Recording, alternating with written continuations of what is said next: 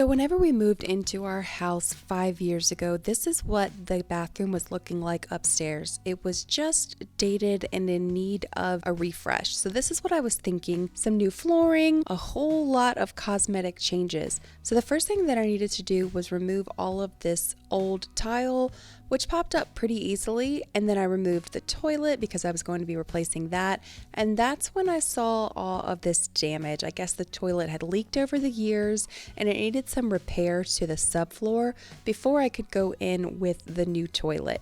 I went in with some new flooring that matched the flooring in the hallway, so it was all continuous. And then I was ready to address these cabinets. I wanted to update them, but still keep the main structure. So I removed this centerpiece and built new drawers and doors for the cabinet to basically maximize all of the space there for my kids' storage.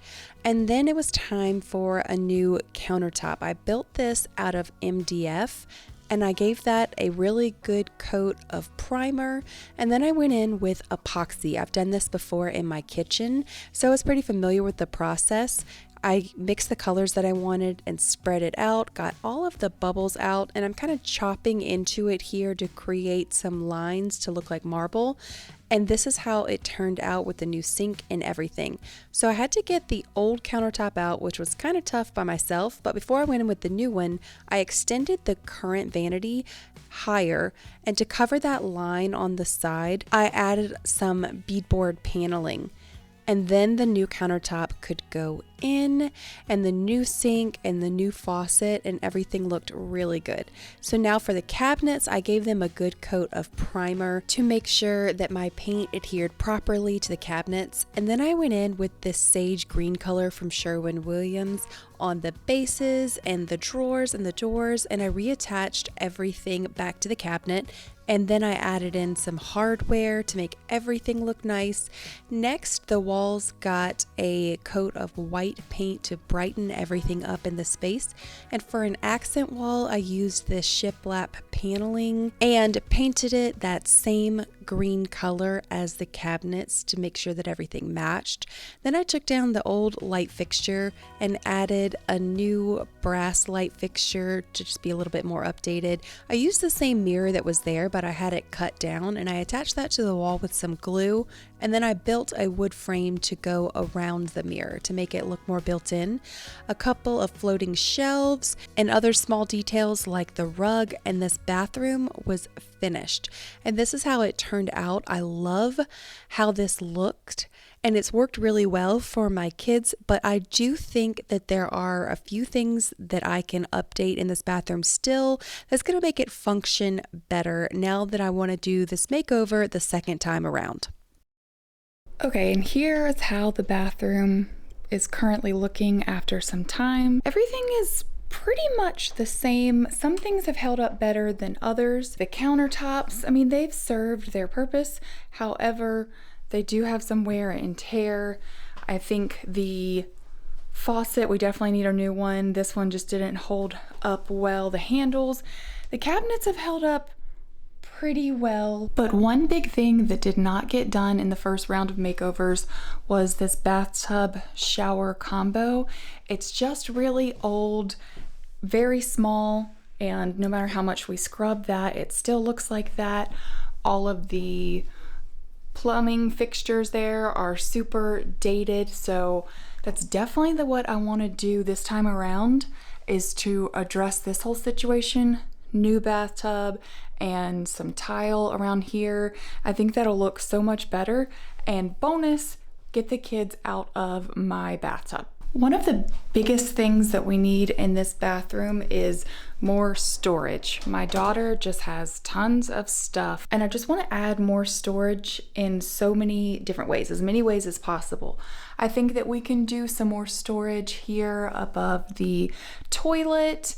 I think that we have some options for maybe some kind of storage over here, maybe recessed into the wall. So overall, I think it was a great first round for a makeover, but I think that we can do more in here to make this bathroom even better. So the first thing in here that's getting an upgrade is this toilet. So I removed the old toilet here. And before I install the new toilet, I need to make sure that all of the water is off to the house because I'm removing this water stop right here and I'm having to shorten the pipe because the new toilet needs to be closer to the wall.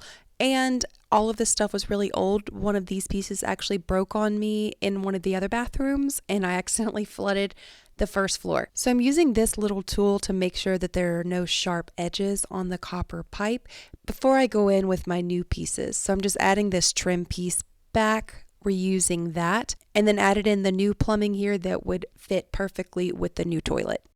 So this is the Casta Diva Smart Toilet with built-in bidet. The toilet came packaged really well and I was super impressed by how secure it was. It also came with a detailed manual which made installing the toilet pretty straightforward. The toilet's pretty heavy so you'll most likely need 2 people, so just be ready for that. I really like the toilet's comfortable height and how elongated it is, and also the seat is wider to make it more comfortable. The Casta Diva toilet also comes with a really easy to use remote that controls all of the features. So let's talk about some of those. The toilet has an auto open and close feature, but that can be easily turned off if that doesn't work for your home. It also has a sensor down by your foot, so you can easily open both the lid and also the seat completely hands-free. And then with one more touch of your foot, you can close both of those at the same time. You can also control the temperature of the seat, which is really nice in the winter months. The toilet also has a front wash and a rear wash that I soaked my bathroom to show you guys, as well as a drying mode that's also customizable. Another cool feature is the foam shield, so you can add some cleaning products and it will automatically form a dense foam protective layer when you're seated, and that's going to reduce water splashing and odors and also help to prevent stains.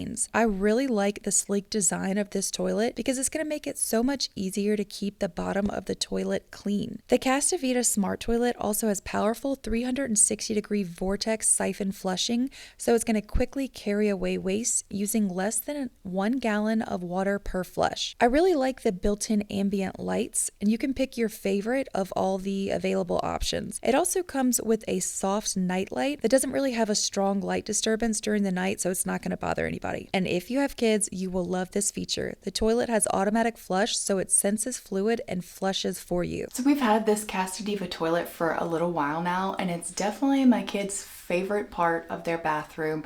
They love all of the features, the temperature settings, being able to use the remote. They're still getting used to it. They like the lights, and I love that it is good quality. I know it's gonna last, and it's also easy to keep clean. It stays flushed, and the seat is always down. So if you guys want to check out the Casta Diva toilet, I will leave the link down in the description below.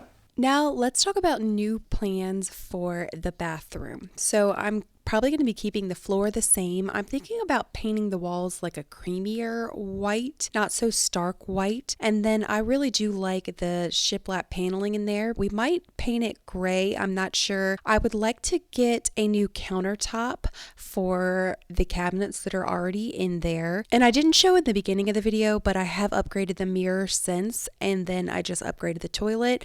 One of the biggest upgrades I think that my kids are going to love is replacing the bathtub, and I love this brass hardware. I've already purchased all of this. It's been sitting in my garage for quite a while, but one thing that I haven't purchased is the tile. I'm still kind of up in the air about that. So I'm not 100% sure on what direction I want to go with that. I found a couple shower curtains that I love. I love these kind of earthy, neutral tones. And then also I wanted to see if I could add some built-in storage next to the vanity, maybe built into the wall. And then also some more storage above the toilet, maybe some kind of cabinet to hide a bunch of things.